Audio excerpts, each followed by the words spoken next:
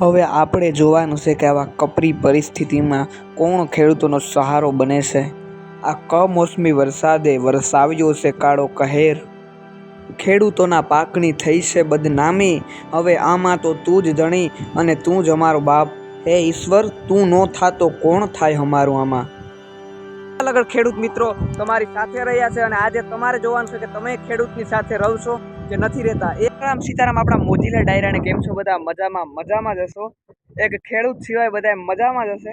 અને આજના વિડીયોમાં આપણે ઘેડ વિસ્તારની જેટલી નુકસાની છે, ઘેડ વિસ્તારમાં શું વાવેતર થયું હતું અને કેટલી નુકસાની થઈ છે તે આ કમોસમી વરસાદના કારણે જે ખેડૂતોને નુકસાની થઈ છે ઘેડ વિસ્તારની અંદર, તે આપણે આ વિડીયોમાં બતાવવાના છે।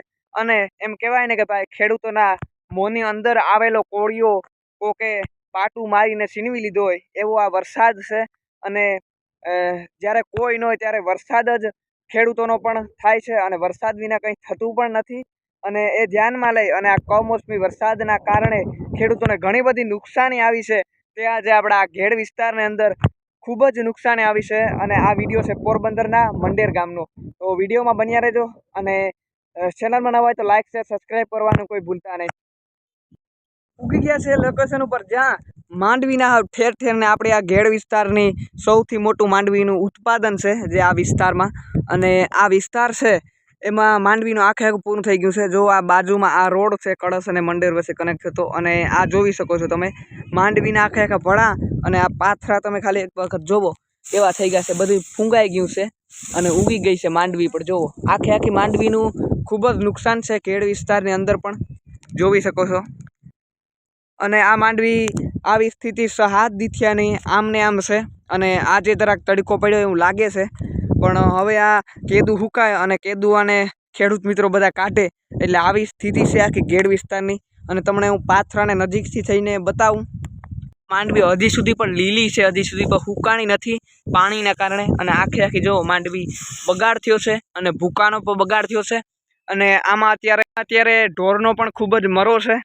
અને જોઈ શકો છો આ માંડવી હજી સુધી પણ લીલી છે, અને હવે આવા તડકા પડે તો ખેડૂત મિત્રો હજી થોડીક રાહત મળે, પણ મને એવું લાગતું નથી કે હવે આમાં કંઈ રાહત મળે, કારણ કે માંડવી છે ને આખી ઘેડ વિસ્તારની અંદર બગડી ગઈ છે।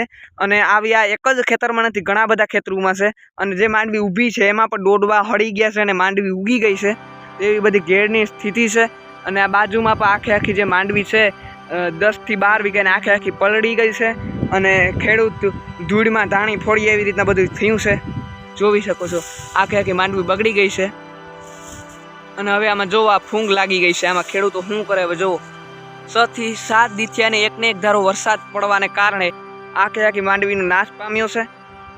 ખેડ વિસ્તારના વાવેલા જે અત્યારે સણા ઘણા બધાએ વાવી દીધા હતા, અત્યારે ખેડ વિસ્તારમાં ઘણું બધું વાવેતર થયું છે, એની માથે પણ પાણી ફરી ગયું છે અને એ પાકનો પણ સંપૂર્ણપણે નાશ પામ્યો છે। અને હવે આમાં બસ સરકારને એટલી નમ્ર વિનંતી છે કે ખેડૂતોને સહાય કરજો અને ખેડૂતોને સાથે રહેજો, તો ખેડૂત મિત્રો પણ તમારી સાથે રહેશે, એવું બધું છે। અત્યાર લગર ખેડૂત મિત્રો તમારી સાથે રહ્યા છે અને આજે તમારે જોવાનું છે કે તમે ખેડૂતની સાથે રહશો કે નથી રહેતા, એ આપણે આજે આ વિડીયોમાં જોશું। અને બને એટલો વિડીયોને શેર કરજો જેથી કરીને બધા ને ખબર પડે કે ઘેડની સ્થિતિ કેવી છે અત્યારે।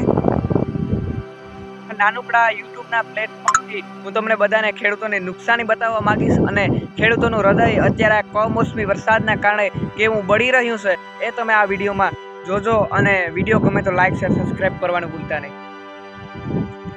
મગનું વાવેતર છે, અને મગના વાવેતર ઉપર છે ને વાવી અને વરસાદ પડી ગયો છે, એટલે આ મગમાં પણ છે ને ઘણી બધી નુકસાની છે, જેમ કે ઝીણી જીવાત અને એવી ઘણી બધી નુકસાની છે, અને લોકોની માંડવી પર પલળી ગઈ છે। અને આ છે અમારી માંડવી, અને આને છે ને ભાઈ 3.5 મહિનાથી પણ વધારે થઈ ગયા છે, અને અંતરથી દોડવા હોય ને એમાં પણ અત્યારે ફૂંગ લાગી ગઈ છે, અને હવે આને જલ્દી પાડશું નહીં તો દોડવા છે ને જમીન અંદર જ રહી જશે।